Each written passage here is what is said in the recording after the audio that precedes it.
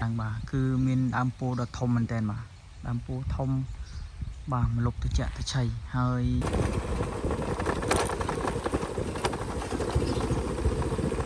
สาทำไมถึงมาแข่งสาคลั่งมันแตนบ่าเก็บกาบเป็นนั่นวะไอ้อมกองปงตายสตุงยังมือเคยพนมเจ็ด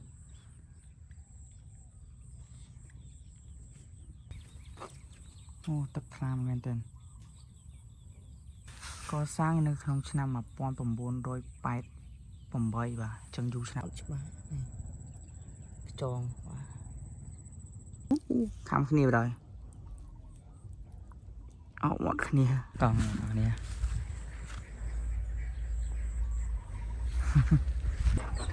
บายของนี่เตียว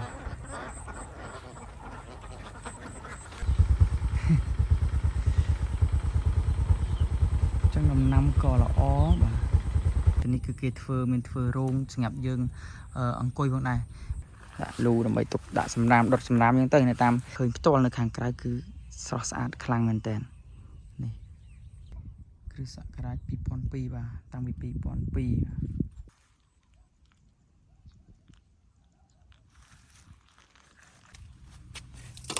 อ๋อจังจ้ะเยอะเตะโกบ่าเตะโกกลางลาน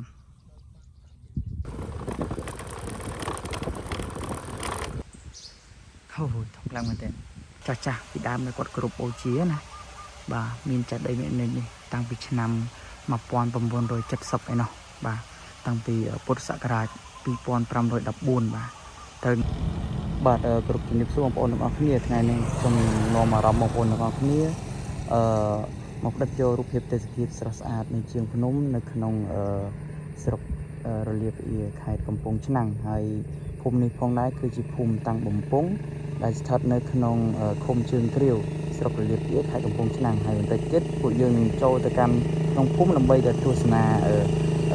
ที่ชีพเพียบรนในระบบชีพจนนั่น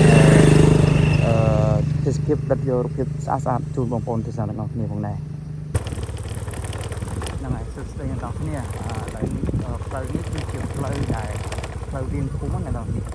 เลยเรียงคุ้มจังมันก็จะประโยชน์รูปเทียบสะอาดในเวียสายในไทยโดยบทสารนี้ช่วยเราปกไม้บองโอนศาสนาของได้เอาอย่างไรเทียบยังโจทย์การนงพุ่งแต่มาดองไปเยอะแต่เมื่อปีการรุ่นในโดยเทียบเทียบเสด็จกันระบบพุ่งของได้เอาเป็นเจียนมาดองเทียบพุ่งนี่คือสมุทรพุ่งตังบงโค้งไอ้ตอนนี้คือเราเรียนพุ่งเดย์บ้างเราเรียนพุ่งเดย์พุ่งตังบงโค้งคือถัดในนงพุ่งเชิงเที่ยวตกหรือเที่ยวในนงไทยเป็นพุ่งตังแบบนี้จะคิดในเราเรียนพุ่งนี่คือซอสอันเหมือนเดิมอ่ะจังองค์สายนี่คือจำนวนปีตามพุ่งในการจงพุ่งนำไปในจำนวนเดือนพุ่งมือเจ็ดในทางนอกคือจุดพุ่งมือเจ็ดอาจจะคือภาษาเหมือนเดิมอ่ะสายนี้คือเบียร์สายเมื่อเคยสลาเรียนในขนมครูป่ะผมครูนี่ในจบมวยในพุ่งตั้งมันพุ่งในแต่งออกนะสายนี้คือเชียร์เพลย์แบบกลมโตเราเรียนพุ่งตั้งมันพุ่งมวยในพุ่งอะไร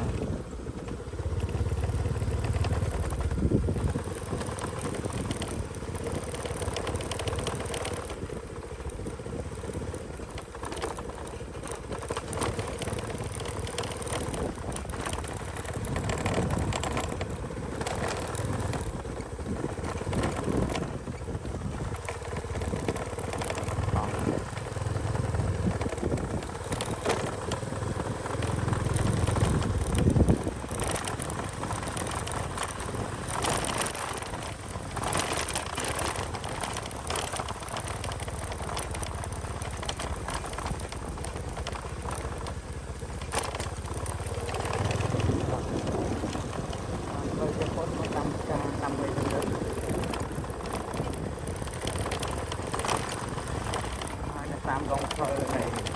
คือมีหมุนปูโซลาร์มันมีหมุนปูโซลาร์เป็นเพลิงเป็นลายมีเป็น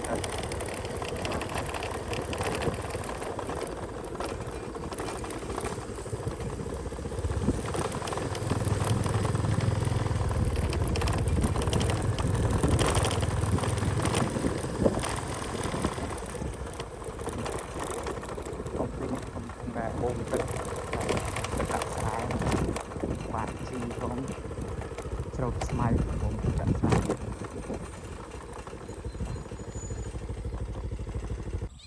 បាទសួស្តីអ្នកនរគ្នាឥឡូវយើងបានមកដល់នៅផ្លូវ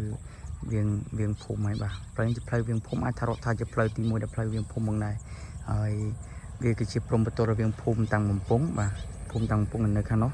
ហើយភ្ជាប់ជាមួយទៅនឹងភូមិគ្រូហ្នឹងដែរបាទហើយភូមិគ្រូបាទភូមិគ្រូគឺស្ថិតនៅក្នុងខាងនោះបាទហើយ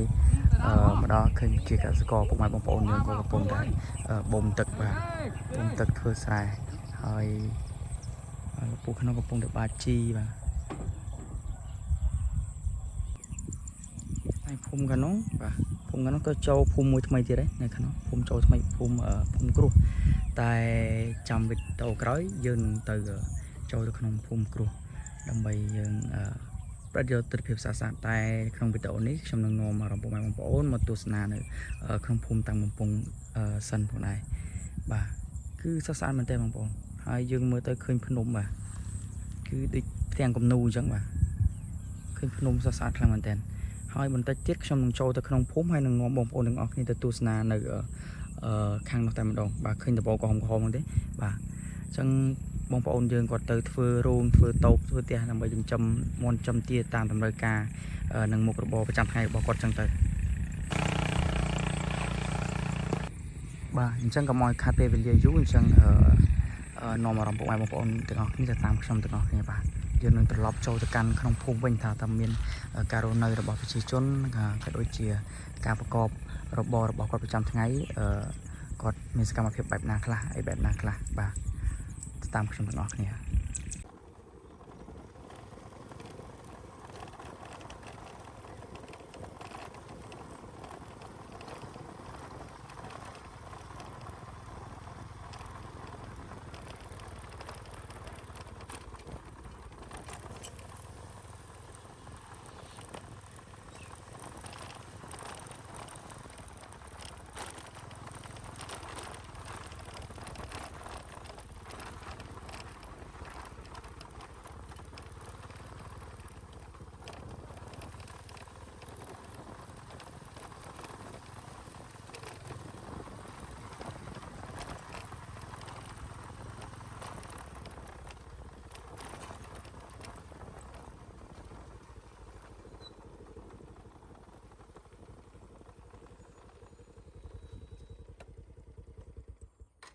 បាទសួស្តីអ្នកគ្នាឥឡូវយើងមកដល់ផ្លូវចូលមកកាន់ភូមិហើយទាំងដែលយើងជិះពីផ្លូវវាងភូមិមកហើយយើងទៅកាន់ចុងភូមិជាព្រំប្រទល់នៃភូមិមួយទៀតហើយឥឡូវយើងត្រឡប់ចូលមកកាន់ក្នុងភូមិវិញគឺភូមិតាំងបំពង់នៅក្នុងឃុំជើងគ្រាវស្រុកលាបអ៊ីបាទឥឡូវតោះទៅតាមដានទាំងអស់គ្នាផងដែរ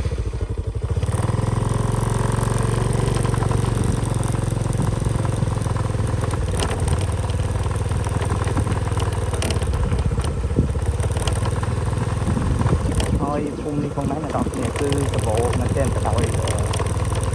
ដើមឫស្សីនិងដើមកំពង់បាទសម្បូរទៅដោយដើមឫស្សីដើមកំពង់តែនៅក្នុងភូមិនេះផងដែរគឺគាត់ច្រើនគាត់ធ្វើជាទាំងស្រែងទាំងអេទាំងស្រែងជារបស់គាត់តាហើយលក់ចេញទៅខាងក្រៅផងដែរគាត់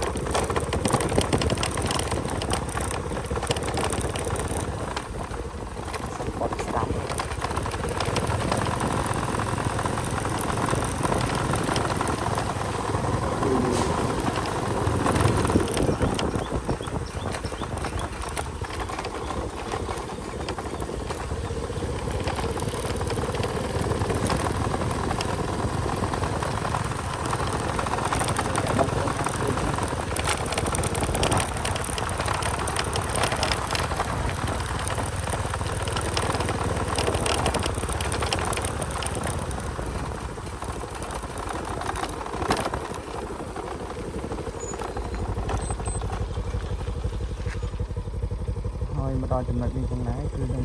រាប់ថាជាផ្លូវទៅបណ្ដោយនៅក្នុងភូមិជាផ្លូវទី1ដែលទៅបណ្ដោយនៅក្នុងភូមិផងដែរហើយនេះជាចុងភូមិតែយើងទៅផងដែរពីភពពីតាមភូមិផង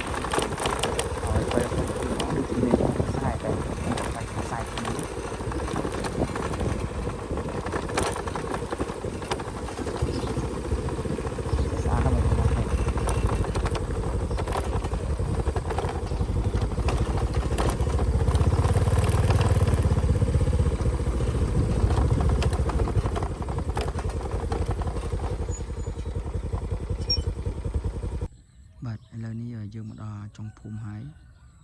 ផ្ទះរបស់ពួកគាត់គឺគាត់មានតែ relax មែនតើអ្នកនរគ្នាគឺគាត់បាទគាត់ដាក់មានដាំផ្កាដាំអីហ្នឹងទៅបាទសរសើរមែនតើហើយនៅជាប់នឹងរបងផ្ទះរបស់គាត់គឺជាវាស្រែដ៏ខៀវស្រងាត់នាខែវស្សានេះផងដែរនឹងមានទឹកអណ្ដូងទេបាទអណ្ដូងប្រាំអណ្ដូងលូតាំងពីឆ្នាំណាតិចទៀតយើងនឹងទៅមើលថាជីតាំងពីឆ្នាំណាអណ្ដូងលូហ្នឹងបាទហើយទេសភាពគឺសរសើរមែនតើនោះយើងមើលឃើញភ្នំទៀត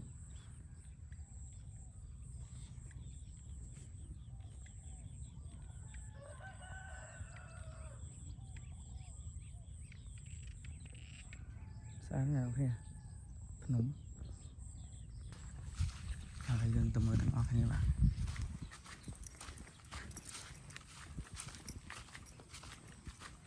អត់ទៅរៀនទេអូនអាហ្នឹងសម្រាប់ឈឺអូក្រោយតែគាត់មានចំគូមានចំអីហើយមានដងលូទៀតតែម្ដងអូទឹកថ្លាមែនតើ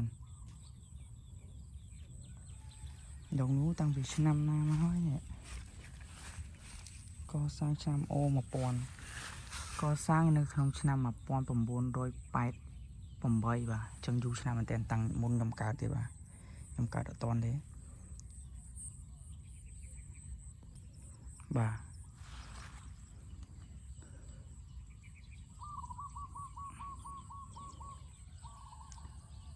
ពី fresh មែនតើអ្នកនរគ្នាទេសភាពស្រស់ស្អាតមែនតើហើយនៅខាងនោះវិញបាទគឺគាត់ដាំដើមអំពៅដើមអំពៅបាទ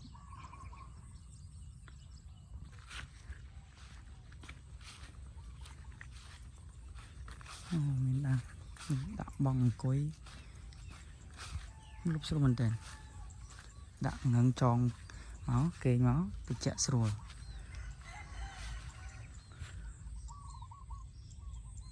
ហ្នឹងហើយយើងមើលពីនេះទៅឃើញភ្នំនឹងស្រស់ស្អាតមែនតើហើយខ្ញុំនឹងនាំបងប្អូនទៅទស្សនានៅបន្តទៀតដូចជាមានរោងចំមន់ចំទាដែរខាងនោះគាត់ចិញ្ចឹមទា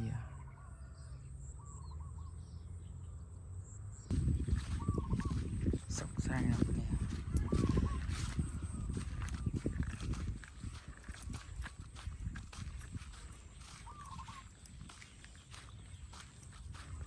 ស្រស់ស្អាតទាំងស្រស់ស្អាតខ្លាំងមែនតើបងប្អូន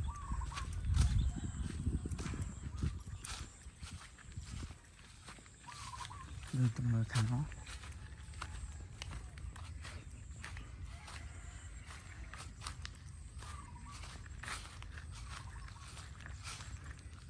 អូគាត់ចំទាមែន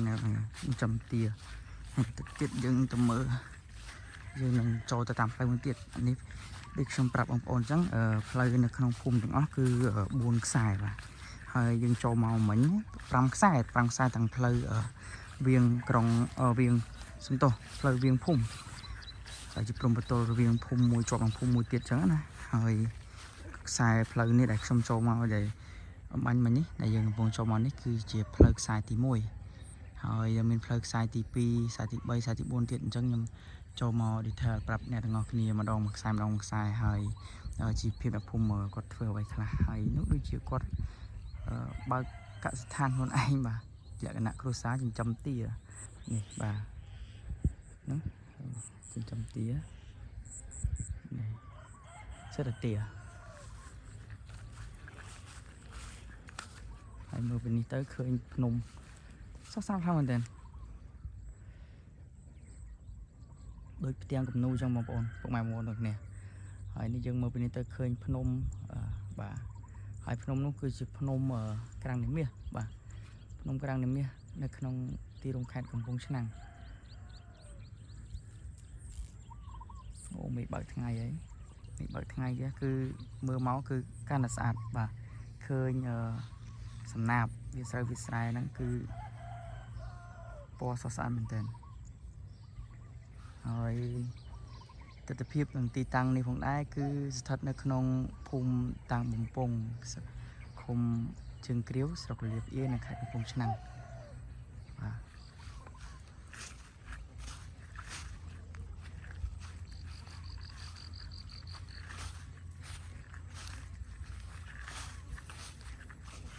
ចឹងមុខរបររបស់អ្នកភូមិនៅទីនេះគឺគាត់ធ្វើស្រែចម្ការហើយបន្ទាប់ពីគាត់ធ្វើស្រែចម្ការគឺគាត់ធ្វើកញ្ច្រែងចង្អេរដូចតែបងប្អូនបានឃើញមិញអញ្ចឹងគឺសម្បូរទៅដោយនឹងដើមឫស្សីនិងដើមពីពងមែនតើដែលយើងសិតថាជាដើមដែលជាវត្ថុធាតុដើមដែលយើងយកមកប្រើប្រាស់ធ្វើកញ្ច្រែងចង្អេរប្រើប្រាស់ហើយយើងនឹងលក់ចេញទៅតាមបណ្ដាខេត្តផ្សេងៗទៀតហើយគាត់ធ្វើខ្លួនឯងហើយគាត់ដាក់រមាក់ដាក់អីចឹងទៅដើរលក់ទៅតាមបណ្ដាខេត្តផ្សេងៗទៀតបាទហើយនោះគឺជាសាលាបុណ្យនោះគឺ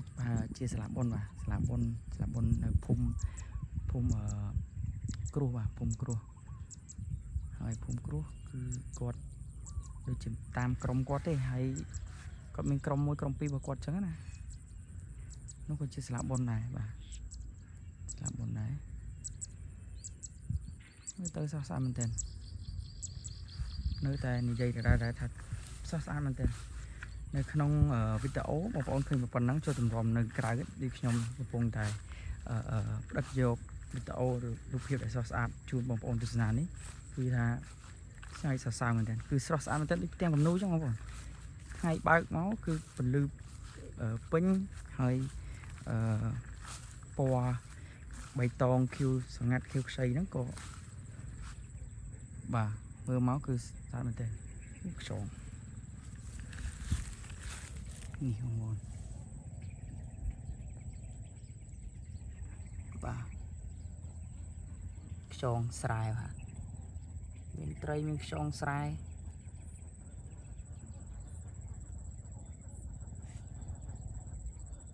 អត់ច្បាស់នេះខ្យងបាទ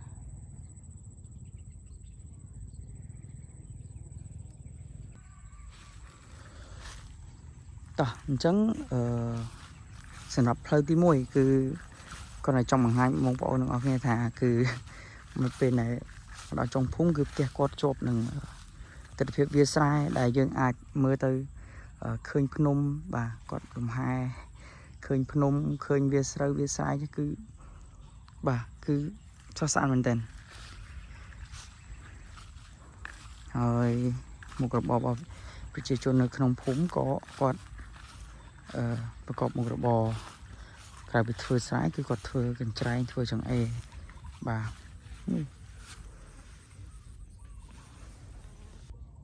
ខ្យងស្រែ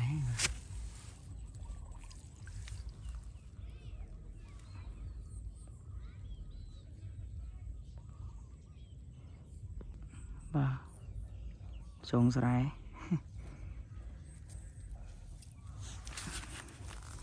នេះទៀតបាទខំគ្នាបណ្ដោយអោបមកគ្នា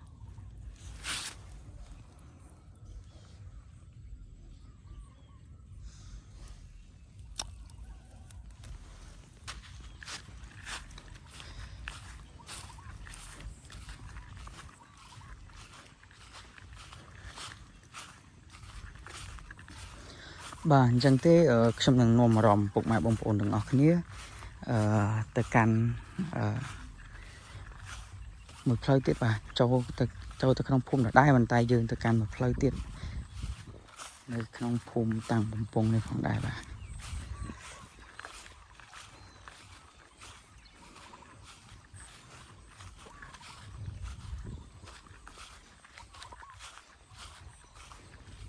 អូនេះគឺជាដើម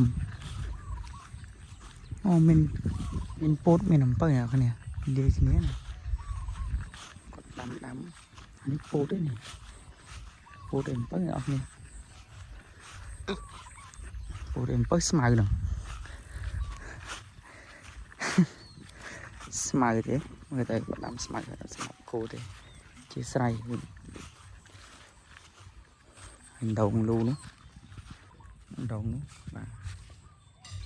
យូរឆ្នាំមែនតើណាដងលូនោះហើយទឹកក៏នៅតែថ្លាបាទទឹក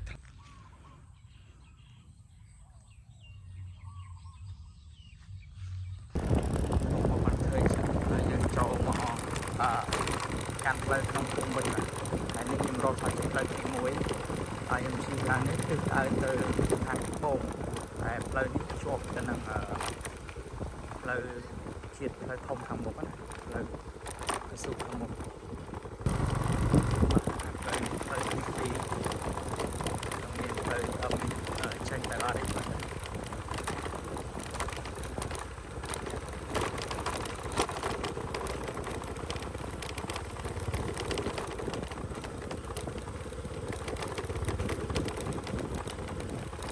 hơi tí sang nơi tại trong khu này hơi tí thì cứ đôi khi được chốt là năng đi xài đi đang là áp phúc khi chốt bị pleu cao su để cho cái break mai rồi break mai máu sân tí cứ cái lại này ra một bộ non mà nhà con châm tia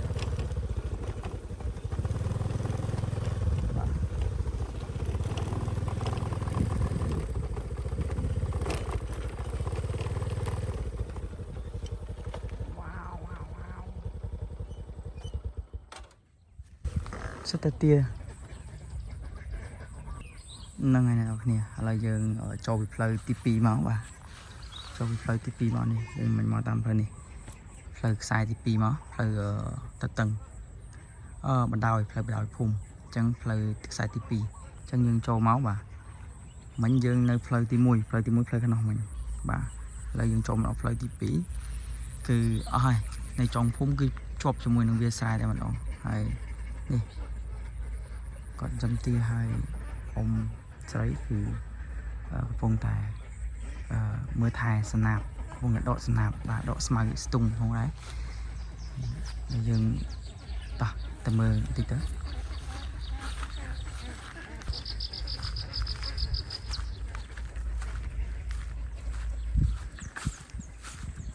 còn nè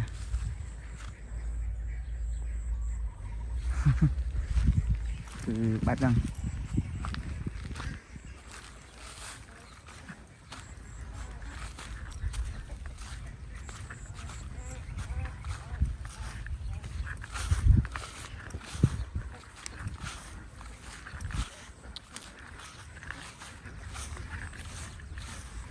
em nè ấy không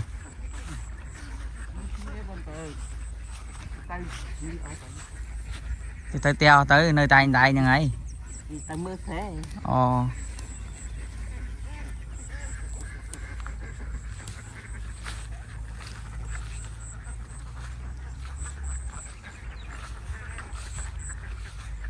mà rất là tia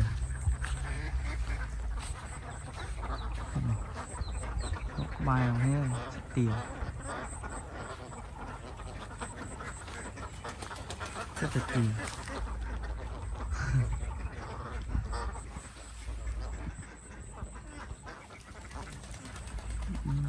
สรุปมันแต่คือបើកាស្ថានរបៀបជាលក្ខណៈគ្រួសារបាទដាក់ចិញ្ចឹមទាទៅហើយមានអីទាសុខភាពល្អតែទា refresh ជាមួយទៅនឹងទេសភាពវាស្រែផងដែរបាទល្អខ្លាំងមែនតើគេបកាបពេញហ្នឹងហើយអ៊ំក៏កំពុងតែស្ទុង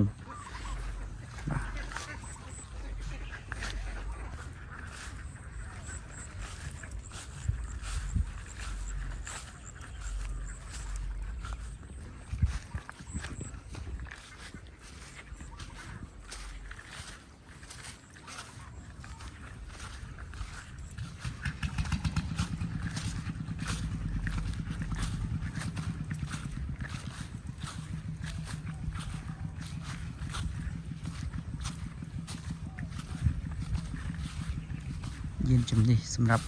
ยืนชีเมาสลายไม่ชุบไปเฟิร์มนาอันนี้สนามบ่าสนามมนหนึ่งยืน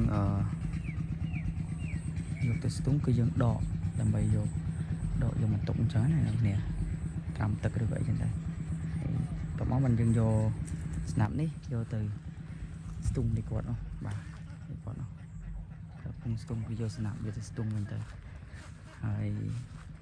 មានទឹកមានអីគ្រប់គ្រាន់ទៅក៏ដោះលូតលាស់ទៅជា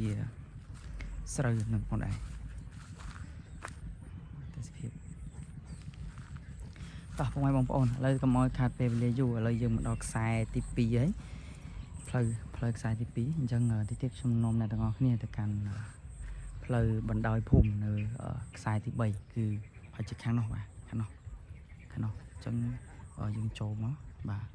ហើយមើលផ្លូវនៅខ្សែទី3គឺមានអីទៀតបាទនៅផ្លូវខ្សែទី2នេះគឺជាប់ជាមួយនឹងមានរោងចិញ្ចឹមទាបាទកសិកម្មចិញ្ចឹមទាលក្ខណៈគ្រួសាររបស់គាត់ផងដែរ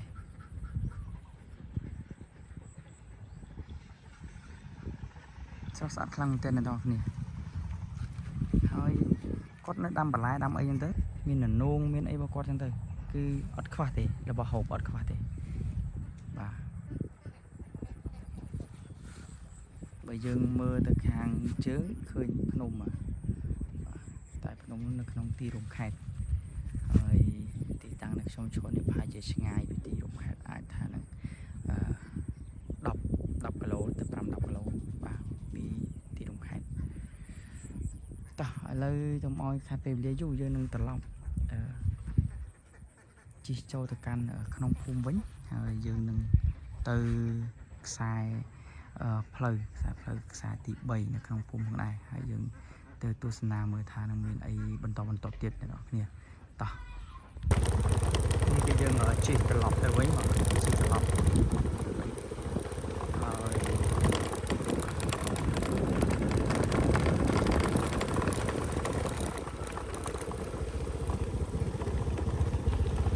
តែអញ្ចឹងសត្វរបស់គាត់គឺធម្មតា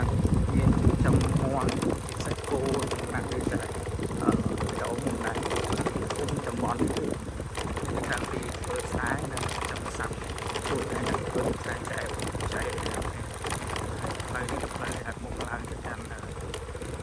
ផ្លូវកស៊ូក្នុងដែរហើយយើងកំពុងតែជិះតាមផ្លូវកាត់ប្រចាំភូមិហើយទៅរកផ្លូវកាត់បណ្ដោយភូមិខ្សែទី3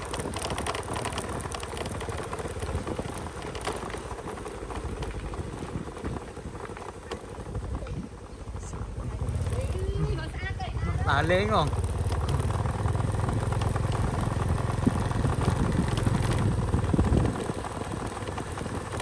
ហើយផ្លូវនេះមកដែរគឺជាផ្លូវ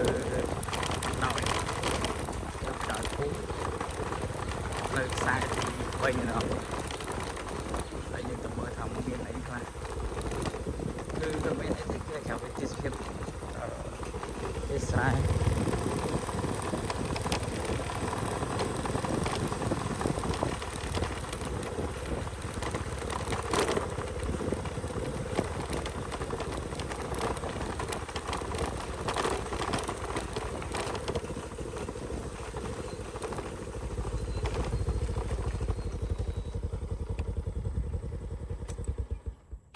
នេះហ្នឹងគ្នាហើយមិញរោងទាបាទរោងទានៅខាងនោះរោងទាខាងនោះតោះយើងចុះទៅមើលបន្តិចទៅឥឡូវនេះយើងស្ថិតនៅផ្លូវនៅខ្សែទី3នៃភូមិបាទហើយអញ្ចឹងនៅឥឡូវនេះនៅចុងភូមិហើយបាទអញ្ចឹងគឺភ្ជាប់ទៅនឹងវាលស្រែដ៏ខៀវស្រងាត់អ្នកនរគ្នាឮសលេងកាបហើយឮសលេងទាបាទចឹងយើងដាក់ទៅបងប្អូនគ្នា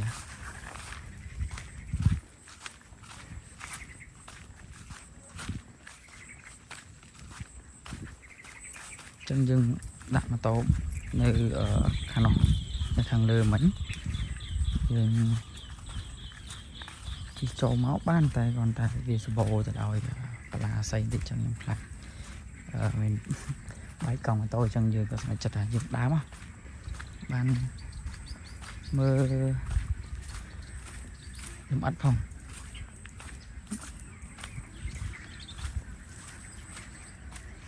ស្អាតមែនតើបាទផ្ទះ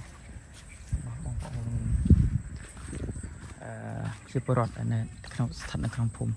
ហើយទីតាំងដែលខ្ញុំបង្ហាញហ្នឹងគឺស្ថិតនៅក្នុងភូមិតាំងបំពង់បាទភូមិតាំងបំពង់ឃុំជើងគ្រាវស្រុករាពណ៍ខេត្តកំពង់ឆ្នាំងបាទហើយនៅខាងនោះខំហ្មង ជាតោកនៅជាប់នឹងស្ពានជាប់បន្លាយទឹកដែលបងប្អូនយកទឹកមកប្រើប្រាស់ធ្វើស្រែចម្ការអញ្ចឹងណាហើយទីទៀតយើងទៅដល់ហ្នឹងហើយបាទស្អាតមែនតើហើយនេះគឺរោងទៀមបាញ់មិញហ្នឹងហើយបាទយើងស៊ូមួយចិត្តតិចទៅរោងទៀមហ្នឹងហើយ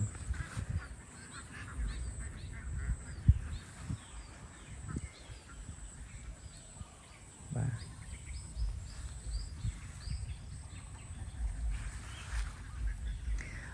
ថ្មនេះផងដែរគឺពេលរៀងព្រឹកបន្តិចហើយអាចពេលនេះម៉ោងណាម៉ោង 9 ហើយបាទអញ្ចឹង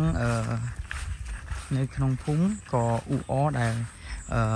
បងប្អូនប្រជាពលរដ្ឋយើងគាត់លក់ដូរគាត់អីចឹងទៅជីវកម្មជីវករធ្វើជីវកម្មក្នុងភូមិអញ្ចឹងទៅហើយស្រាប់នៅវាស្រែផងដែរគឺកំពុងក៏អ៊ូអដែរគឺទៅឲ្យប្រជាកសិករដែលគាត់កំពុងតែគាត់មកថែទាំស្រូវស្រែរបស់គាត់អញ្ចឹងហើយបងប្អូនខ្លះដូចឃើញបាញ់មិញអញ្ចឹងគាត់កំពុងតែស្ទុងបងប្អូនខ្លះគាត់ក៏បាជីបងប្អូនខ្លះគាត់ក៏មកច្រូតស្មៅបងប្អូនខ្លះគាត់ក៏មករកត្រីមករកអីចឹងទៅបាទហើយនោះដូចជាមានស្រះទឹកហើយអណ្ដូងលូនោះក៏យូរឆ្នាំដែរបាទស៊ូមបន្តិចបាទឃើញមកបងប្អូនគ្នាបាទនេះបាទដងលូនេះក៏យូរឆ្នាំដែរបើតាមដែលមើលទៅណាភាពមើលទៅគឺស្អាតខ្លាំងមែនតើបាទ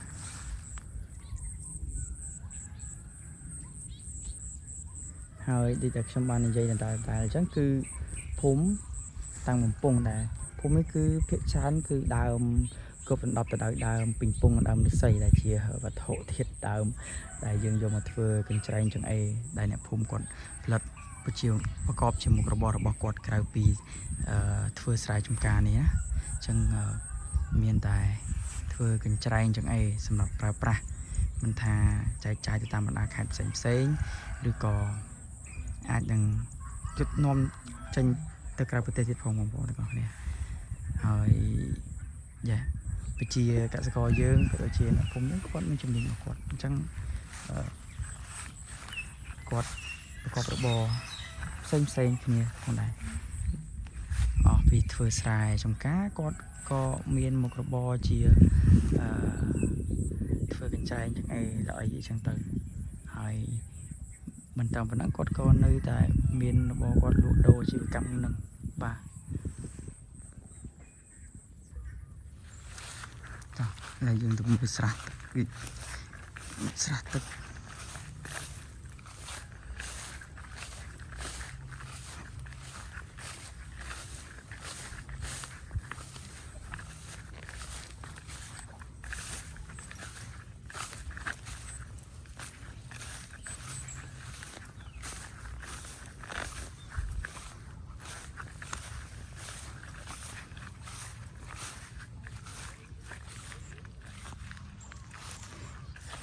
ទឹកឡើងថ្លា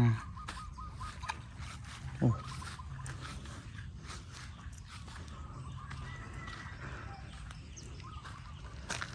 នោះមានផ្ទះដែរណានេះ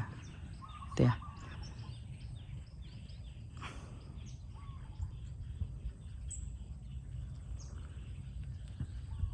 នោះក៏ជាស្លាកបុនតិចទៀតយើងទៅដល់ស្លាកបុននោះ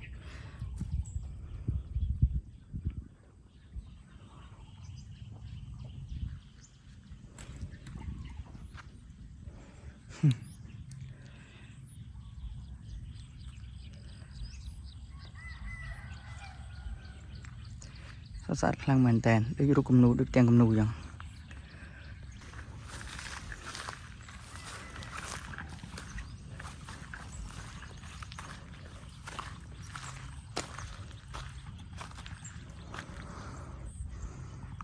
ហើយតាមហ្នឹងគឺជា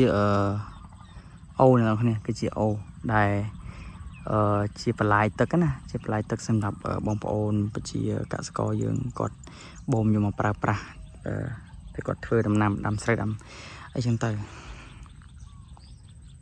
បាទហើយនៅ មានផ្លូវបាទមានផ្លូវមានបកគោសូឡាមានអីហ្នឹងបងប្អូនឃើញបកគោសូឡាហ្នឹងមានផ្លូវមួយខ្សែទៀតផ្លូវហ្នឹងដែលជាផ្លូវហ្នឹងជាផ្លូវដែលអាស្រ័យធ្វើមធ្យោបាយរបស់មធ្យោបាយធ្វើដំណើររបស់បងប្អូនទាំងអស់គ្នាហើយបន្តិចទៀតយើងនឹងទៅកាន់សាលាបុណ្យនោះផងដែរដែលជាកន្លែងដែលសំខាន់សម្រាប់បងប្អូនដែលស្ថិតនៅក្នុងភូមិតាំងបំពង់ឃុំជើងគ្រាវស្រុកលាភីនេះផងដែរបងប្អូនទាំងអស់គ្នាគឺជាកន្លែងសក្ការៈគោរពជឿជំនឿរបស់បងប្អូនដែលស្ថិតនៅក្នុងភូមិនេះផងដែរមិនមែនថាតែនៅក្នុងភូមិនេះសូម្បីតែភូមិចិត្តនេះដែលគេដឹងគេស្គាល់ក៏គេមកចូលរួមជាមួយនឹងភូមិតាំងបំពង់នេះផងដែរបាទហើយភូមិ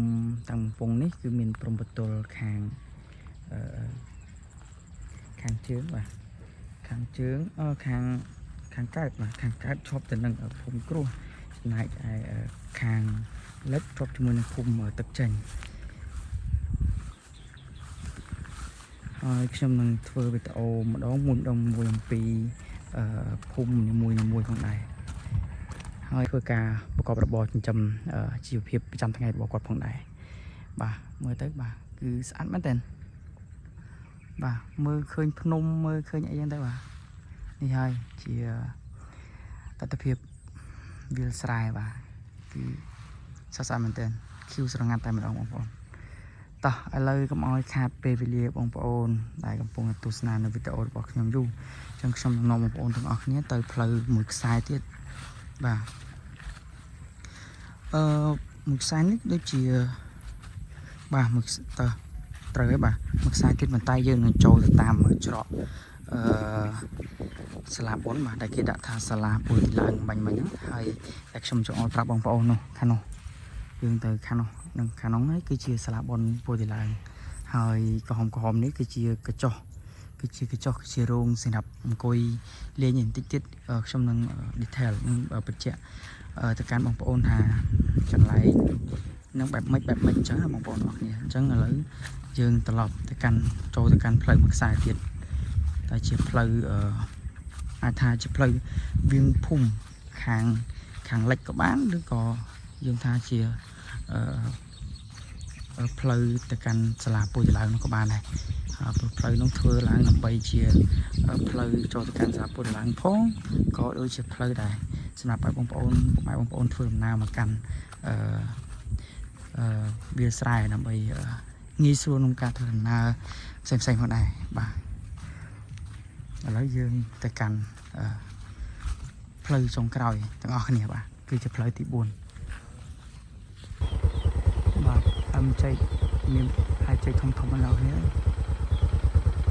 នេះ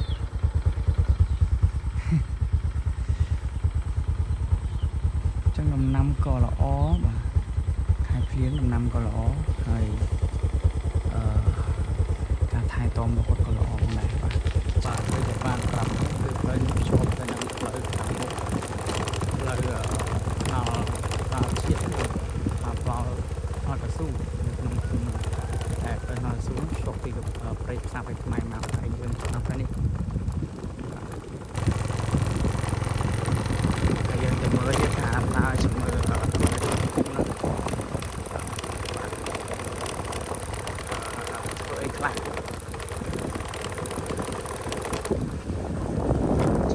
គាត់នៅចុកនេះ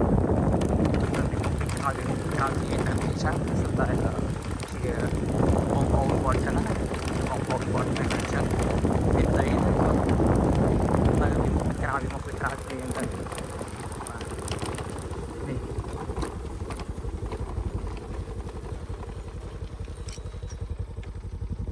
បាទ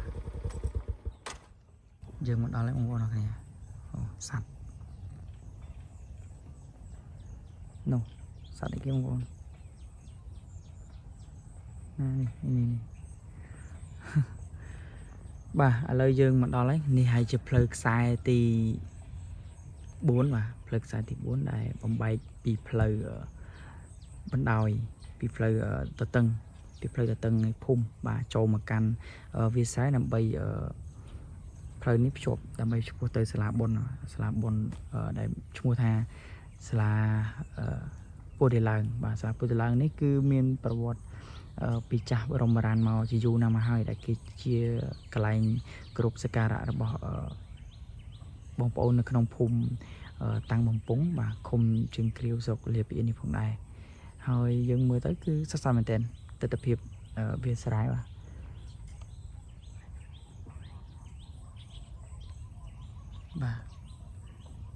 គឺសស្សាមែនទែនហើយនោះដូចជាគាត់រៀបចំធ្វើផ្ទះបាទគឺកំណាំជាជនយើងកើនឡើងចឹងគាត់ចាប់ផ្ដើមរៀបដីធ្វើផ្ទះថ្មីហើយផ្ទះនៅតំបន់នេះគឺមានន័យថាវា relax ណាអ្នកនរ relax refresh មែនតើព្រោះនេះចិត្តវាស្រែអញ្ចឹងខ្យល់បរិសុទ្ធបាទហើយមលុបជឆៃព្រោះមានដើមឈើត្រជាក់មលុបអញ្ចឹងផងដែរតោះឥឡូវកុំឲ្យខាត់ពេលវាយូរយើងទៅតាមដាននៅទិដ្ឋភាពនិងរូបភាពស្អាតបន្តទៀត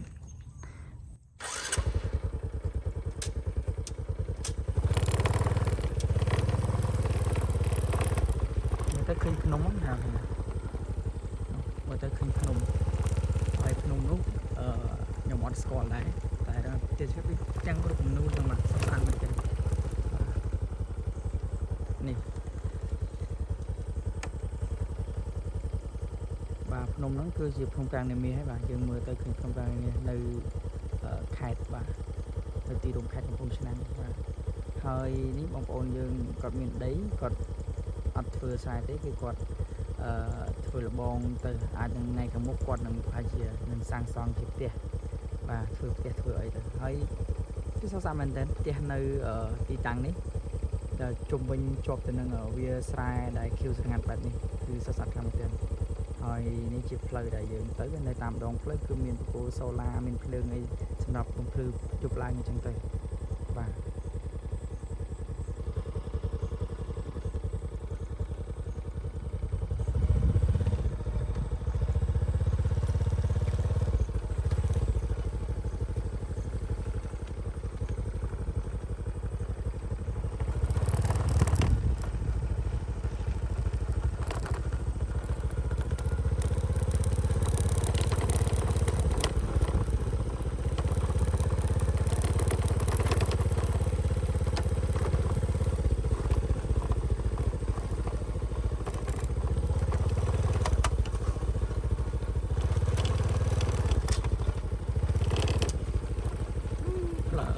ស្រូវ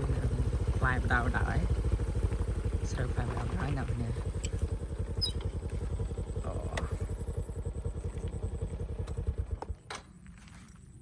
បាទពីអ្នកនរគ្នាបានទស្សនាអញ្ចឹងបាទគឺស្រូវបាទចេញផ្លែបដៅហើយបាទ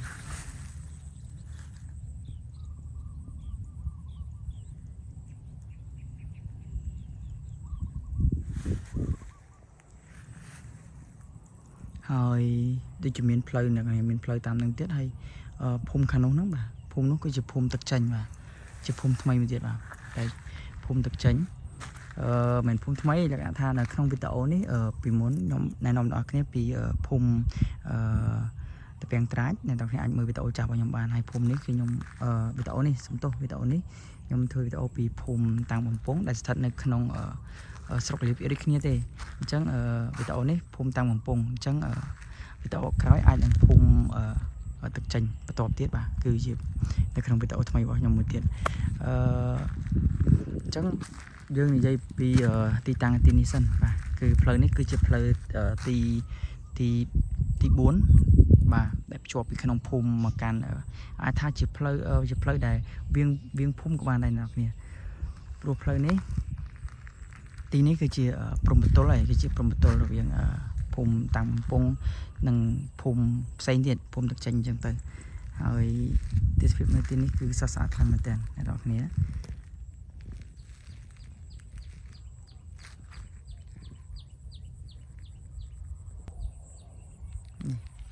ចឹងផ្លូវដែលយើងមកមិញយើងមកតាមផ្លូវហ្នឹងបាទ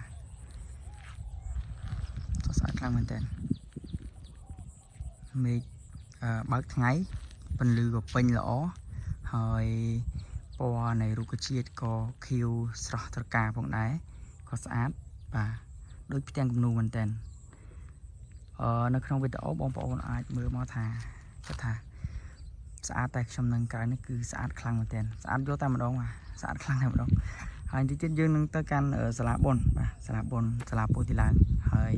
ខ្ញុំនឹងប្រាប់រៀបរាប់ប្រាប់អ្នកនរគ្នាហើយនឹងមានអីខ្លះនៅទីនោះហើយអញ្ចឹងកុំភ្លេចតាមដានទស្សនារហូតទៅដល់ចប់ផងអ្នកនរគ្នាហ្នឹងហើយបាទឥឡូវកុំឲ្យខាត់ពេលយូរយើងបន្តទៅមុខទៀតហើយយើងទៅមើលថាតើនឹងមានអីទៀតបាទ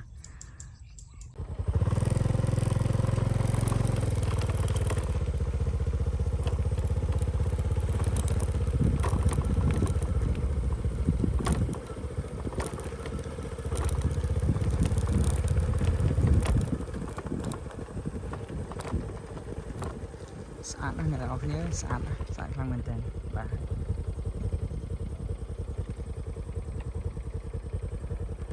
វាលស្រូវតែម្ដងបាទវាស្រូវវាស្រែតែម្ដងគឺស្អាតខ្លាំងមែនតើបាននោះផ្ទះបងប្អូនក្នុងភូមិបាទអញ្ចឹងបាទគឺស្អាតខ្លាំងមែនតើដូចផ្ទាំងគំនូរអញ្ចឹងបងប្អូន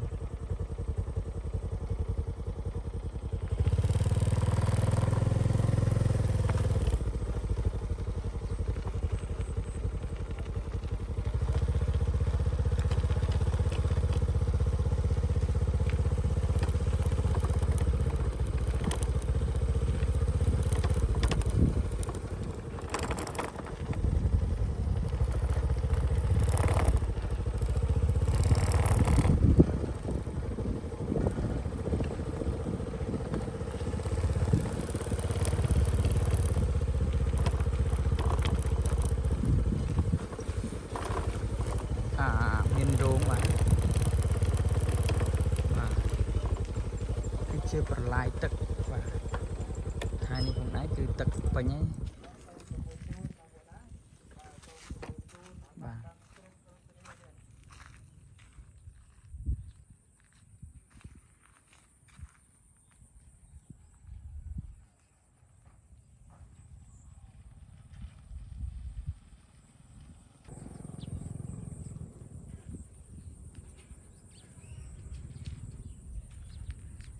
បាទ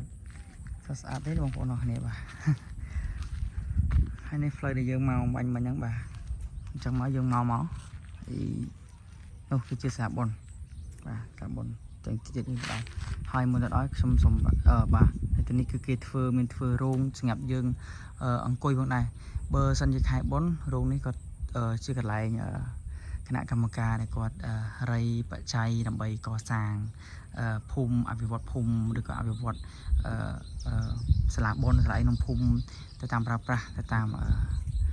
ការសហការរបស់ភូមិអញ្ចឹងទៅហើយនៅតាមដងបន្លាយហ្នឹងគឺតែតែមានកញ្ចុះហ្នឹងដើម្បីធ្វើឡើងទុកជាប្រយោជន៍ដល់បងប្អូននៅក្នុងភូមិនេះសម្រាប់អង្គុយល្ងាចឡើងអង្គុយកំសាន្តឬក៏អ្នកដែលបងប្អូនគាត់មកធ្វើស្រែចម្ការអញ្ចឹងទៅគាត់អង្គុយហូបបាយអង្គុយផ្សារបាយនៅពេលដែលគាត់អស់កម្លាំងធ្វើស្រែឲ្យអស់កម្លាំងយកបាយមកញ៉ាំនៅស្រែផងដែរហើយបន្លាយទឹកនេះគឺវែងអ្នកនរគ្នាចេញពីនឹងទៅបាទនឹងឡើងពាត់ទៅខាងនឹងទៀតរហូតជាទៅជាបន្លាយដែលភ្ជាប់គ្នារហូតទៅដល់ស្ពាននៅទីរួមខេត្តអីនោះបាទអានេះវាតាមដែលខ្ញុំដឹងណាហើយខែនេះគឺខែភ្លៀងបាទអញ្ចឹងទឹកពេញតែម្ដងបាទ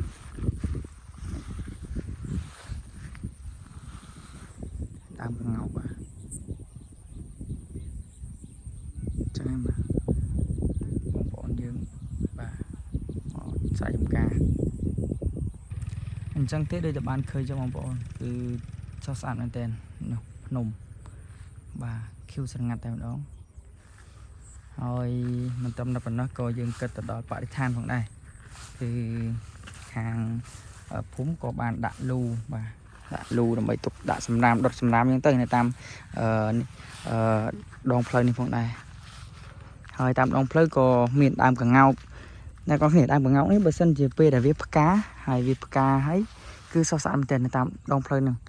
cứ bài tha sẽ tập cá ngáo cái mà đòn bờ sân chỉ đang bằng ngóng viết cá hơi còn min solar đây bà đã solar một phơi nè về dục láng bà nô đi quạt chi tầng chắc mà phơi nó cứ từ đó láng từ cắt spin hay từ nó bà chiếc xe bờ sân chỉ ca ở bộ xe thay bay những dây bọc trong miền ca Costco được gọi bếp na cái đó tại đất bọc trong cứ còn là cho bóng ôn bàn dul ông pì vì tàu bọc trong thai trong một nền nôm ông pì ca tê sếp nó trong phúng thì muối tí pí ca rô nơi bọc chiếc bồ rọt nó trong phúng thà sẽ thực hiện trong phúng bẹp na cà rô nơi được bọc một bộ bẹp na khăn trắng là một bộ đó nhé tại bờ sân chỉ nhôm mà thay bài cứ còn như vậy từ luôn rồi còn kho và hạt ấy xong bông ô người ta chia sẻ từ nó cái này nè bà sao sát khăn mình đẹp mà trong nơi tại này vậy thà sao sát mình đặt gì một rồi thà việc sát khăn bật mền và bông ô mới tam camera cứ cái thả riêng thô mà đá mình tay bữa tham bông ô bàn mà khơi to là hàng cái cứ sao sát khăn mình đẹp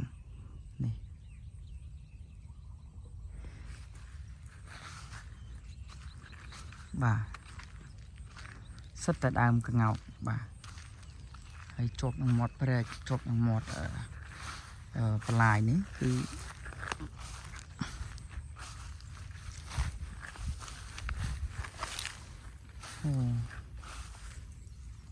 sọc sai mấy này còn mình tròn mình cái đam đây bà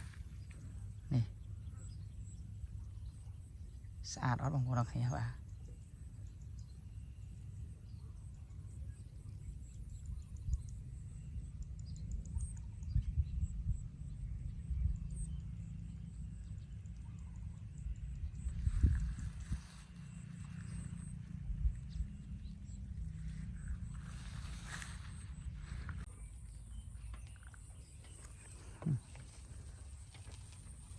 ở bên ta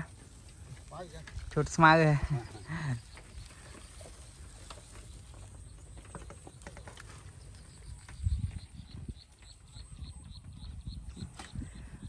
mà chốt smile vào miền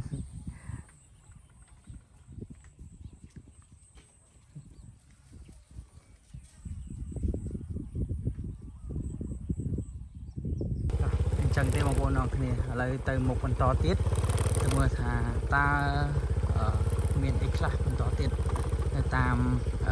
đòn âu và sao sát khăn mình tên hơi các nơi đòn âu đấy có bị chia phải giao từ đó bom ồn như nghe phun nàyคือ cột cùng ở sai là bom ồn như này không phun như này vàในตามดงเพลย์ก็มีโซลาร์บางได้ป่ะ50 mét 50 mét mộtอย่างนั้น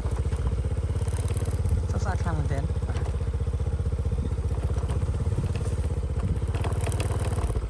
hơiตีตังตรงนี้คือสถานในขนมพุ่มตังบอมพุ่งอ่ะตังบอมพุ่งพุ่มเชิงเกลียวสระบุรีเอียบมาได้ขนมไข่พุ่มชนะเปลี่ยนเชื้อมาเตี้ยป่ะเปลี่ยนเชื้อเนี่ยแล้วพกเอาหายป่ะตัดเพียงพกเอาเลยหายป่ะ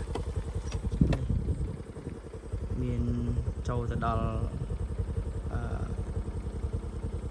สเปียนป่ะ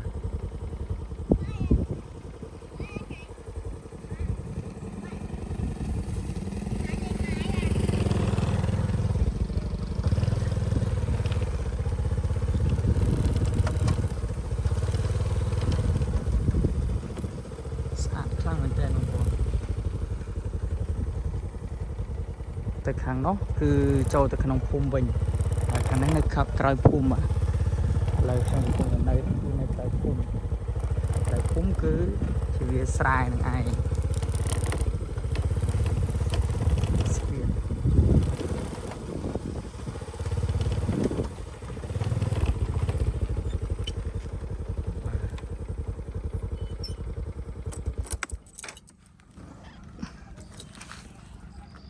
cứ rốn vừa sầm rập bông ôn màu snack coi sài coi lên coi chân tới bị là nghịch lại cái chân tới hơi bà cứ lại tật bà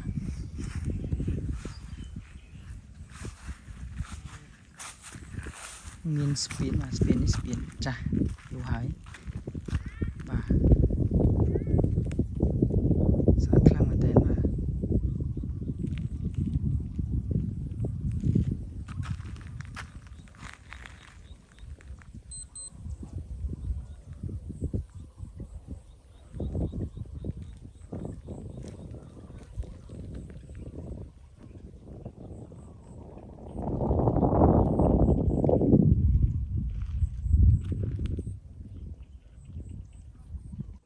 nói chung mưa ca co sáng cách tới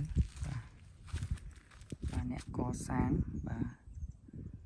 lục dây lục soi của sóng và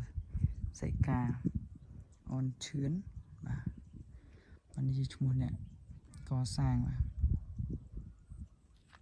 ปุดบ่อสัตว์ของผมตั้งอมปงคือสักการะปีปอนปีบ่าตั้งปีปอนปี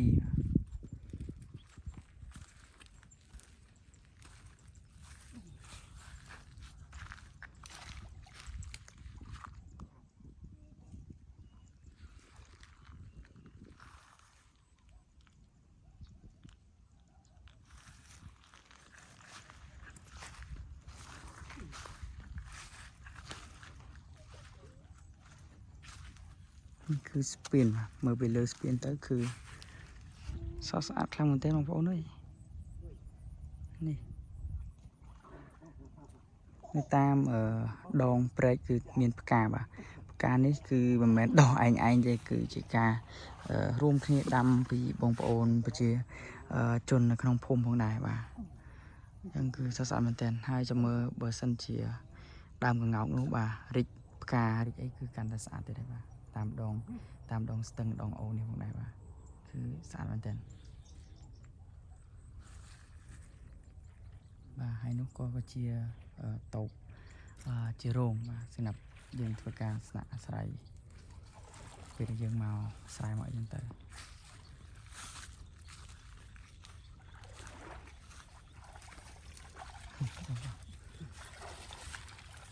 bài nữa bông bài nữa nữa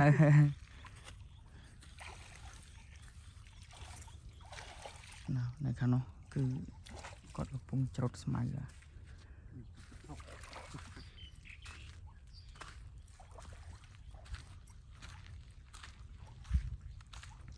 đặt bóngสำหรับคุยហើយមិនមានតែទឹកស្រែទេបាទសម័យទឹកស្អាតក៏យើងមានបាទទឹកអណ្ដូងបាទអណ្ដូងមានអណ្ដូងដៃដែរបាទសពជាងទឹកអត់ទេអូចេញតា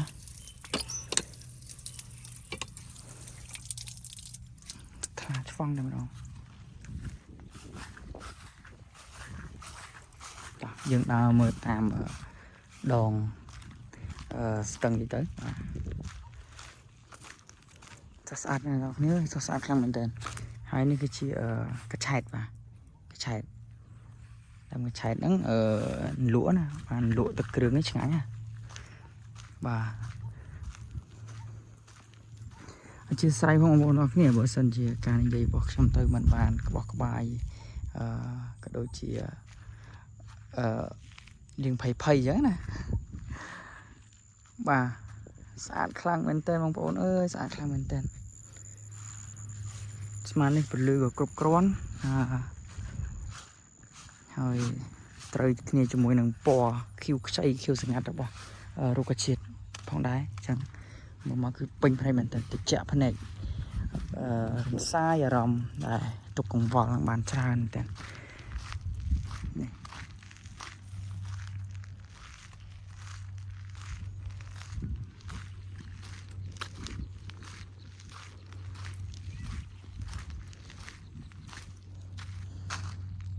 អញ្ចឹងទេ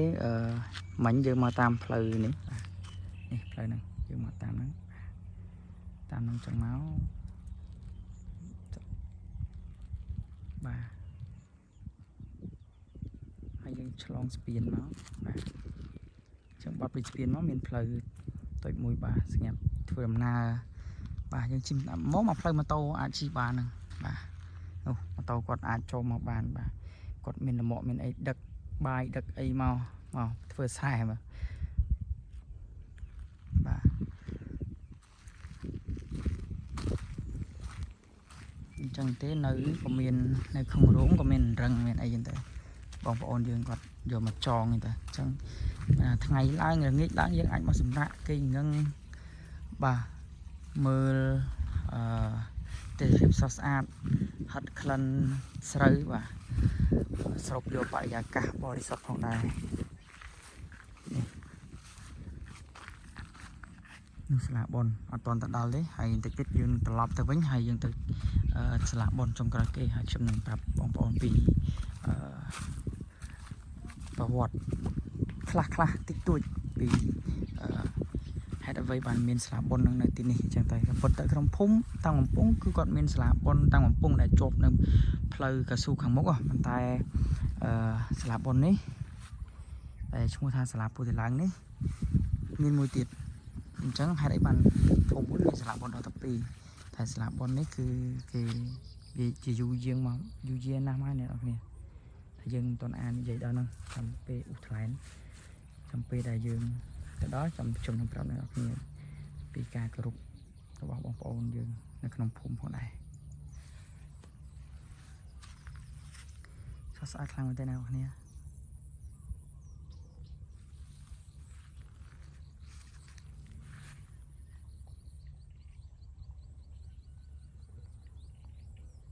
បាទ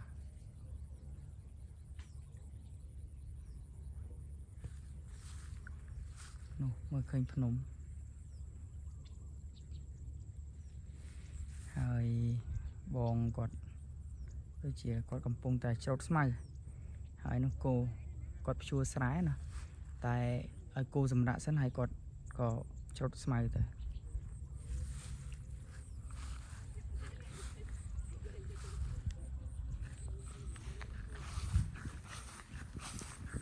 តែគោ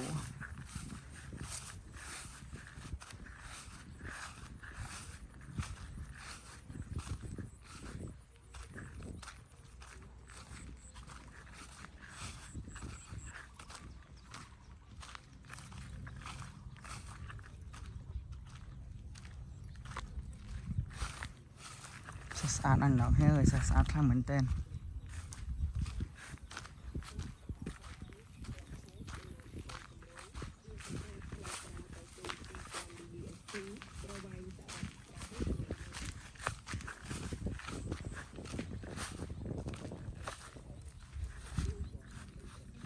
បាទនេះគឺជារទេះគោបាទរទេះគោកង់ឡាន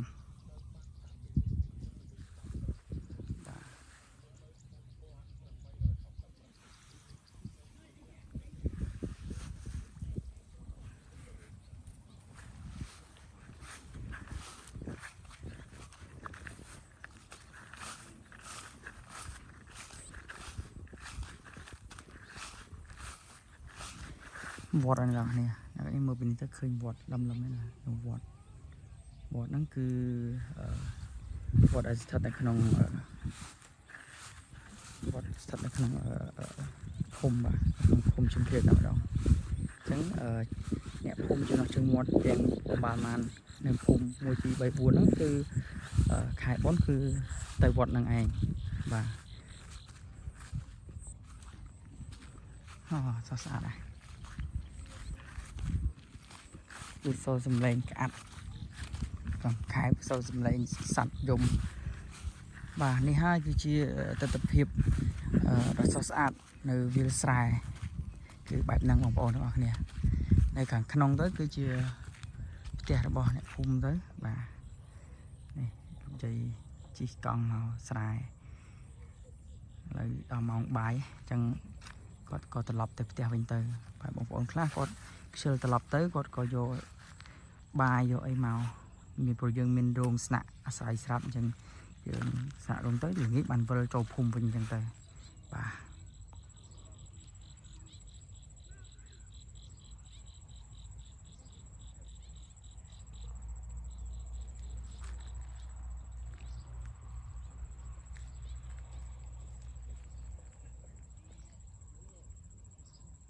នោះបងប្អូន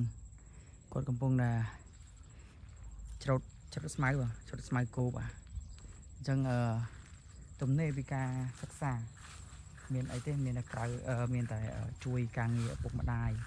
អញ្ចឹងឪពុកម្ដាយហើយគាត់ចិញ្ចឹមគោចាំអីទៅអញ្ចឹង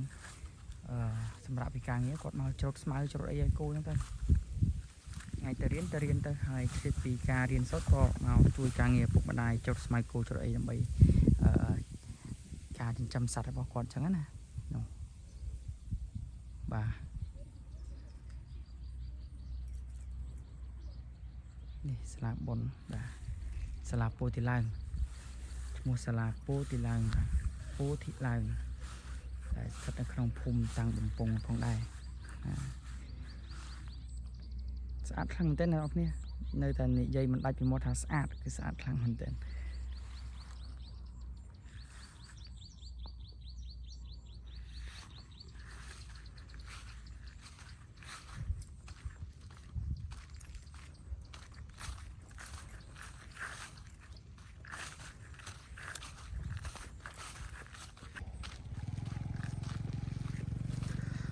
បាទឥឡូវយើងនឹងត្រឡប់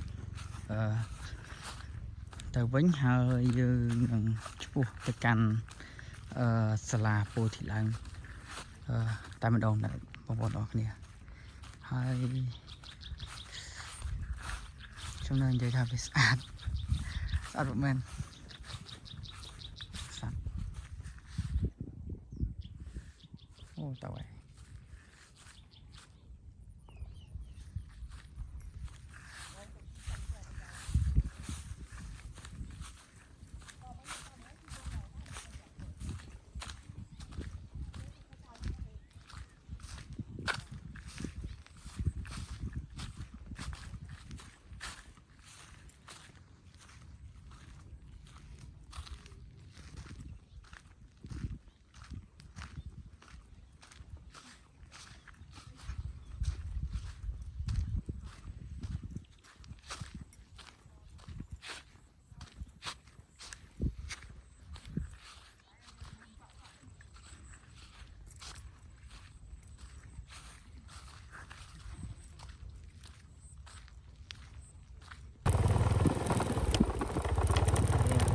ផ្លូវតាមដង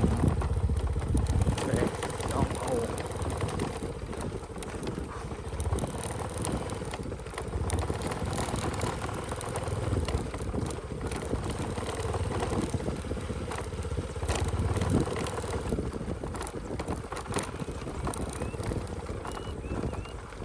គឺមានស្ពីនមួយទៀតហ្នឹងស្ពីននេះឆ្លងទៅចេញផ្លូវមួយវិញក៏ស្ទៀងធ្វើដំណើរឆ្លងហ្នឹងហើយនោះផ្ទះយើងទៅផ្លូវនេះផ្លូវទីមិញ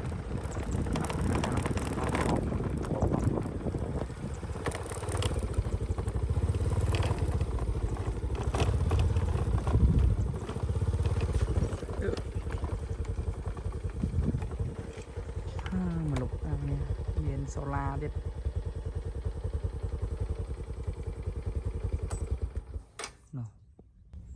ដើមកង្កោកចេញផ្កានោះសស្អាតមែនទែនក្រហមបាទផ្លូវចេះទៅមុខទៀតទៅបាទរហូតទៅដល់នោះទំនប់ទឹកមានស្ពានមួយទំនប់ទឹកនៅខាងនោះនោះបាទ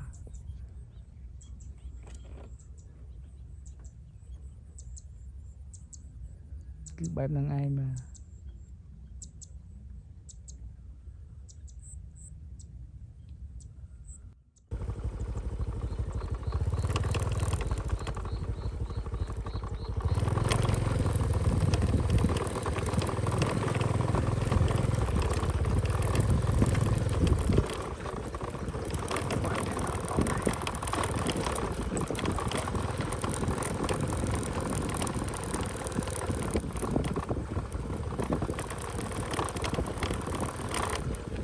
ចឹងនៅល្ងាចឡើងគឺបងប្អូនសិស្សានុសិស្សគាត់មកសិក្សាមករៀនគួរមកអីហ្នឹងគាត់មកអង្គុយលេងមកសម្រាកគាត់លំហែលេចនៅទីនេះផងដែរអ្នកនរអគ្នា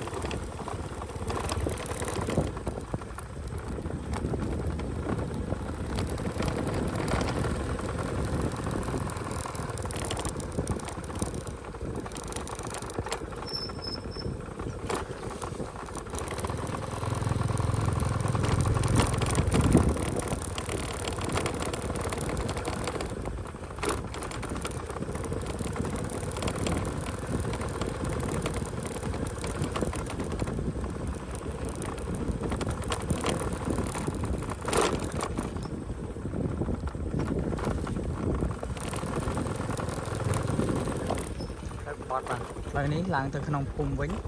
ផ្លូវនេះយើងទៅសាលាពោធិឡើងបាទទៅសាលាពោធិឡើង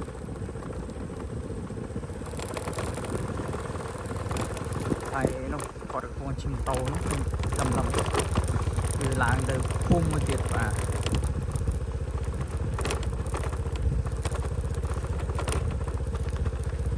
សាលាពោធិឡើងគឺមានដើមពោបាទដើមពោដ៏ធំមែនទែនហើយមិនមែនត្រឹមតែឥឡូវទេគឺតាំងពីឆ្នាំយូរហើយចាស់ចាស់តជំនាន់នេះគាត់គ្រប់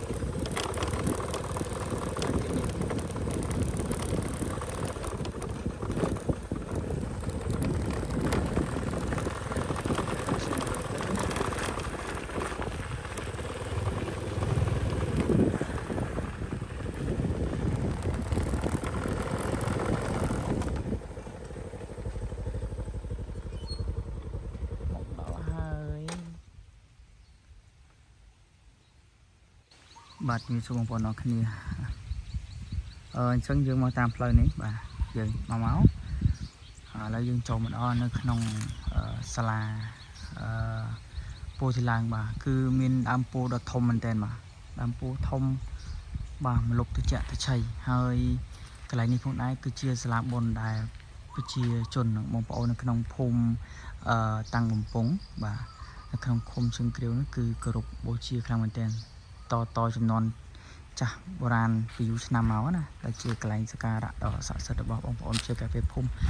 របស់បងប្អូនមិនសំទោសរបស់បងប្អូននៅក្នុងភូមិបាទហើយហ្នឹងហើយបាទមានសាលាបុណ្យបាទសាលាឆាន់សាលាឆោទៀនហ្នឹងទៅបាទទេសភាពបាទវាអណ្ដូងទឹកហើយដើមពោនេះដើមពោមួយដើមទៀតហើយនៅជាប់នឹងសាលាបុណ្យនេះគឺមានស្ពានមានព្រែកអូបាទឥឡូវយើងទៅមើលទាំងអស់គ្នាតកាយណាស់គ្នាធំខ្លាំងតកាយនឹងទៅដល់អូធំខ្លាំងមែនទេ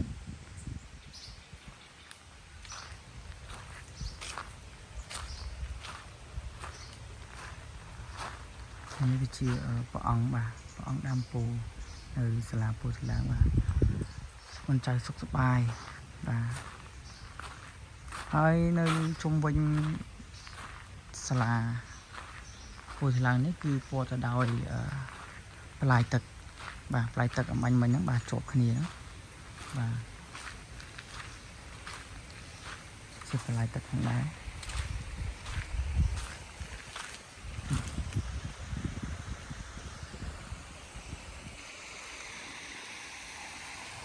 តែខាងនោះស្ពានបាទស្ពាន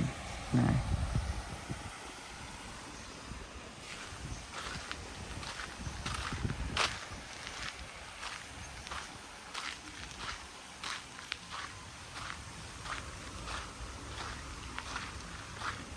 អញ្ចឹងទីតាំងនេះផងដែរគឺ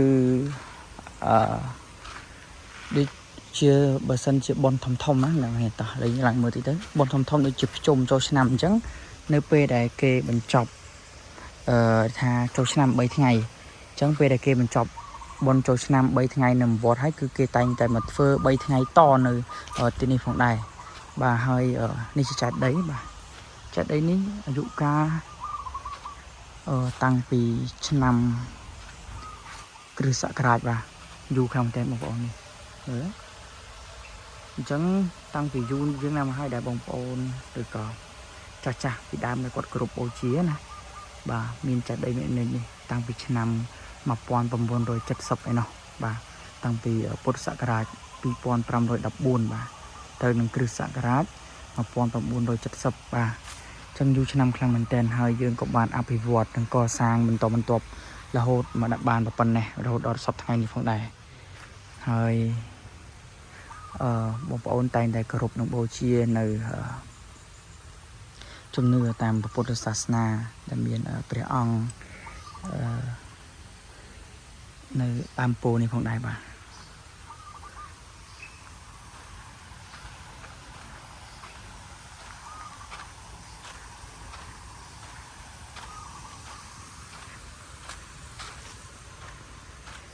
chẳng bây giờ kia chỉ ca group nó bỏ chừng nửa bỏ bông ôn tam phum bàហើយគាត់ជុំវិញសាលាពុទ្ធិឡើងនេះផងដែរគឺដូចខ្ញុំបាននិយាយមិញអញ្ចឹងគឺមានអូមានខ្សែបាទគាត់ជុំវិញទៅដោយស្រែព្រោះថាសាលាបុណ្យគឺធ្វើនៅមិនធ្វើគឺកាត់ឡើងនៅឯវិស័យផងដែរហើយនេះគឺជាស្ពានបាទពុកអត់ទៅហើយបាទ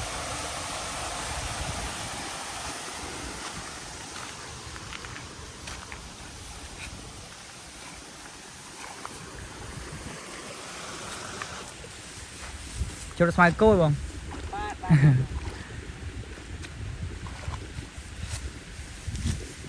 បាទតាមដងបន្លាយនេះគឺមាន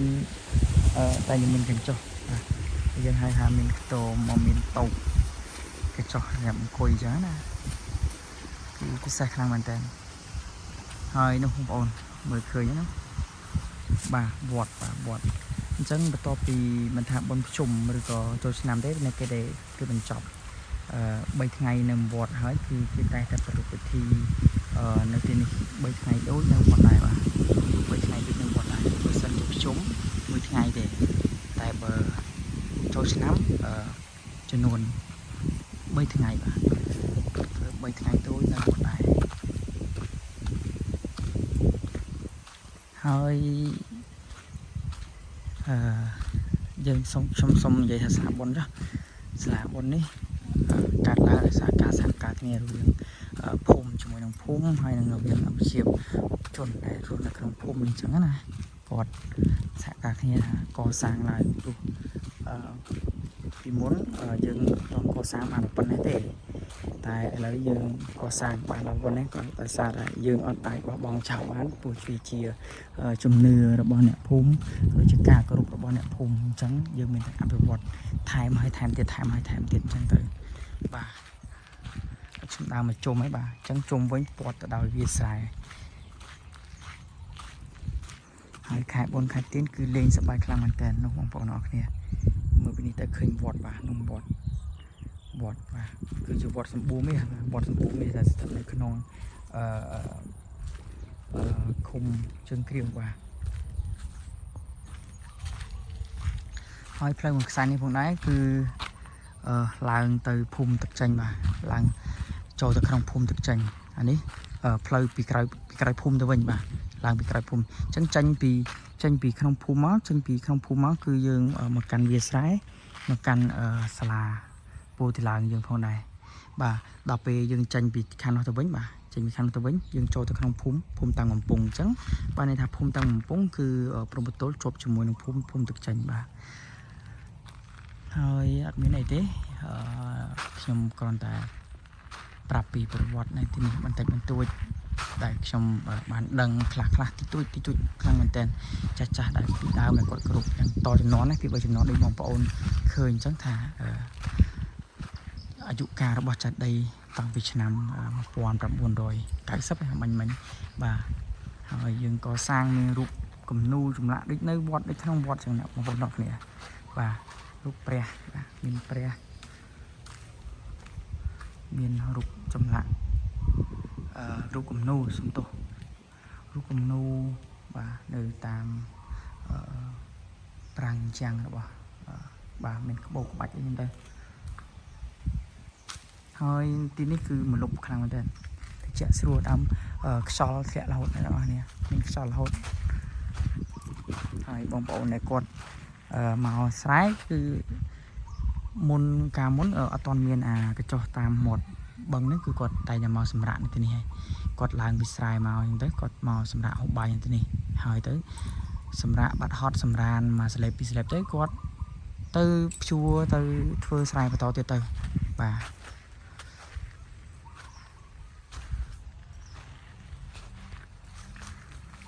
ហើយយើងក៏មានដងស្នប់ច្រើនប្រើដងស្នប់នេះគឺតន់តែម៉ួយអ្នកនរគ្នាអត់ចឹងតិចទេ toàn tay môi bằng chanh chẳng ta khan prao vi dú cứ tật gì thẻ nè tật thẻ trong tòa dương mồi đâm sla này đâm sla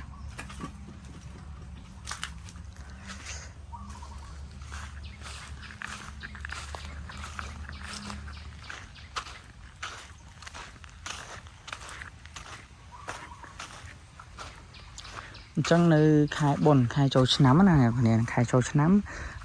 về để riêngไปchọcពីវត្តមកចឹងចូលឆ្នាំ3ថ្ងៃអញ្ចឹងគេធ្វើនៅសាលាពុនឡើងនេះ3ថ្ងៃដែរដែលគេមានការបើតាមពុទ្ធសាសនាគឺព្រឹកឡើងរៀបចង្ហាន់លោករាប់បាតរាប់អីធម្មតាដូចដែលនៅវត្តដែរដល់ពេលថ្ងៃឡើងគឺគេលេងកំសាន្តមានធុងបាសមានអីដែរបងប្អូនវិជាกับបងប្អូនដែលរស់នៅក្នុងភូមិទាំងពីរភូមិហ្នឹងគឺគាត់សហការគ្នាចូលរៃគ្នាចឹងទៅដាក់បាសឲ្យលេងចំនួន3ថ្ងៃដូចនៅវត្តដែរទេដូចនៅតាមវត្តតាមរមណីយដ្ឋានផ្សេងៗអញ្ចឹងហើយរង្វង់មូលនេះគឺដូចជាកន្លែងរង្វង់មូលសម្រាប់រំអញ្ចឹងណាបងប្អូនពេលដែលដាក់ធុងបាសទៅគាត់រំគឺគាត់រំជុំវិញរង្វង់មូលនេះគាត់ដែររំលេងសប្បាយហើយទីនេះបាទគឺជាកន្លែងរៃអង្គាសបច្ច័យកសាងអីផ្សេងចឹងទៅបាទពេលដែលខែបុណ្យបាទខែបុណ្យកន្លែងរៃអង្គាសទៅហើយទីធ្លាខាងមុខនេះបាទទីធ្លាខាងមុខហ្នឹងគឺយើងលេងល្បែងជាប្រៃខ្មែរចឹងទៅបាទហើយនេះដូចតែកសាងឲ្យថ្មីផងដែរគឺរៀបដាក់រាប់បាតលោកអីទៅដាក់បាតលោកដើម្បីយើងរាប់ទៅមានពូនក្នុងខ្សាច់ពូនអីទៅបាទនៅខាងក្នុងនោះបាទហ្នឹងហើយតែងតែអភិវឌ្ឍទៅមុខជារៀងរហូតបាទដោយមានការខំប្រឹងប្រែងជួយជំរុញពីគណៈកម្មការពីមេភូមិបាទខាងដែលពាក់ព័ន្ធកសាងភូមិហើយជាពិសេសកម្លាំងដ៏ធំបំផុតនោះគឺប្រជាជននៅក្នុងភូមិតែម្ដងគឺគាត់សហការគ្នាជួយជុំជ្រែងកសាងបន្ថែមទៀតព្រោះវាជាកេរមរតកមួយសម្រាប់ភូមិផងដែរកេរមរតកសម្រាប់ភូមិដែរចាស់តចំនួនជាឪពុកជាតាជាយាយចំនួនមុនដែលគាត់គោរពបូជាហើយគាត់ក៏បានបន្សល់ឲ្យយើងក៏ធ្វើការអភិវឌ្ឍវាបន្ថែមទៅទៀតយើងថែរក្សាហើយនឹងអភិវឌ្ឍបន្ថែមទៅទៀតផងដែរបាទអរគុណអ្នកទាំងអស់គ្នាឥឡូវវីដេអូរបស់យើងក៏ឈានមកដល់តែប៉ុណ្្នឹងឯងសម្រាប់ដែលខ្ញុំធ្វើការនាំអារម្មណ៍ពុកម៉ែបងប្អូនទាំងអស់គ្នាមកកាន់ទស្សនានៅប្រតិយកទស្សនវិជ្ជាស្រស់ស្អាតវាស្រែនៅស្រុកស្រែនៅជនបទនេះផងដែរដែលស្ថិតនៅក្នុងភូមិតាំងបំពង់ឃុំជើងគ្រាវស្រុកកលៀបខេត្តកំពង់ឆ្នាំងឥឡូវនេះក៏ស្ថិតដល់ទីបញ្ចប់ផងដែរហើយអរគុណសម្រាប់ពុកម៉ែបងប្អូនដែលទស្សនានៅវីដេអូនេះតាំងពីដើមរហូតមកដល់ចប់ហើយបើសិនជាមានកំហុសខុសឆ្គងត្រង់ណាមិនសមរម្យនិយាយទៅលឺលួសឬក៏ខ្វះខាតយ៉ាងណាក្តីសូមបងប្អូនមេត្តាអធិស្ឋានដល់រូបខ្ញុំបាទដែលជាអ្នកផលិតវីដេអូនេះផងដែរគ្មានគោលបំណងអ្វីក្រៅពីនាំអារម្មណ៍បងប្អូនមកទស្សនានិងក៏ដូចជាកំសាន្តអារម្មណ៍និងផ្ដិតយករូបភាពស្រុកស្រែក៏ដូចជាប្រវត្តិនិងការប្រកបរបររបស់អ្នកភូមិនៅតាមភូមិនីមួយប៉ុណ្ណោះទេគ្រាន់តែចង់នាំអារម្មណ៍ពុកម៉ែបងប្អូនព្រោះបងប្អូនខ្លះគឺគាត់នៅទីក្រុងនៅអីឬក៏គាត់នៅឯក្រៅប្រទេសគាត់ចង់ដឹងថាការវិវត្តរបស់ភូមិនីមួយនៅក្នុងប្រទេសកម្ពុជានេះគឺវិវត្តទៅណាហើយគឺដល់ណាហើយអញ្ចឹងណាអញ្ចឹងខ្ញុំក៏មានកំណត់ថាធ្វើវីដេអូនេះឡើងហើយណាមួយខ្ញុំក៏មានអារម្មណ៍ថាចង់ស្គាល់ចង់ដឹងពីប្រវត្តិនៃភូមិនីមួយផងដែរបាទហើយអ្វីដែលសំខាន់នោះគឺយើងចង់ដឹងថាតើប្រជាជនដែលនៅក្នុងភូមិហ្នឹងគាត់ប្រកបមុខរបរអ្វីខ្លះការរស់នៅរបស់គាត់បែបណាខ្លះអញ្ចឹងទៅហើយគាត់បានរីកលូតលាស់វិវត្តដល់ណាសម្រាប់ភូមិនីមួយផងដែរបាទយ៉ាងណាក្តីវីដេអូរបស់យើងក៏បានឈានដល់បញ្ចប់ទៅហើយអរគុណពុកម៉ែបងប្អូនហើយនឹងជួបខ្ញុំនៅវីដេអូក្រោយនៅក្នុងភូមិ ផ្សេងទៀតនីមួយតាមទៅតាមវីដេអូដែលខ្ញុំបាននាំអារម្មណ៍ពុកម៉ែបងប្អូនទាំងអស់គ្នាទៅតាមខ្ញុំទៀតផងដែរបាទអរគុណផងដែរបាទអរគុណច្រើនក្នុងការទស្សនានៅវីដេអូរបស់ខ្ញុំផងដែរហើយអ្នកដែលមកក៏កុំភ្លេចជួយ Subscribe ទាំងអស់គ្នាដើម្បីជាកម្លាំងចិត្តដល់ខ្ញុំផងដែរខ្ញុំអត់សុំអីច្រើនក្រៅពីការជួយគ្រប់គ្រង Subscribe ដើម្បីទទួលបានវីដេអូថ្មីរបស់ខ្ញុំផងដែរបាទអរគុណច្រើនជម្រាបលាបងប្អូនទាំងអស់គ្នាបាទ